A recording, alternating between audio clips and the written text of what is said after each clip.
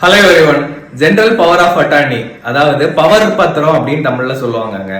அப்படின்னா என்னன்னு இந்த வீடியோல கிளியர் கட்டா பாப்போம் வாங்க. இப்போ நம்ம ஒரு லீகலான ஆக்ட் பண்ணணும்னு வச்சுக்கோங்க. லைக் ப்ராப்பர்ட்டி ரிலேட்டடாவோ இல்லைன்னா பினான்சியல் இல்லைன்னா ஏதோ ஒரு லீகலான ஆக்ட் பண்ணணும். ஆனா நமக்கு பதிலா இன்னொரு பர்சனை நம்மளுடைய ஏஜென்ட்டா அப்பாயிண்ட் பண்ணி அவங்கள அந்த வேலையை செய்யறதுக்கான ஆத்தரைசேஷன் கொடுக்கறதுக்கான ஒரு லீகலான டாக்குமெண்ட் தாங்க ஜெனரல் பவர் ஆஃப் அட்டார்னின்னு சொல்லுவோம்.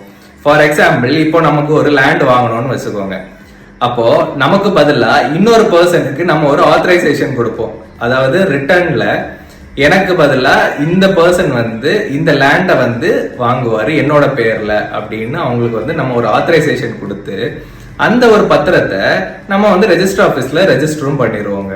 இதுதான் நம்ம ஜெனரல் பவர் ஆஃப் அட்டார்னி அப்படின்னு சொல்றோம். அண்ட் டெய்லி இது மாதிரி ஒரு யூஸ்ஃபுல்லான இன்ஃபர்மேஷன் தெரிஞ்சுக்கிறதுக்கு நம்மளோட அக்கௌண்ட்டை ஃபாலோ பண்ணுங்க.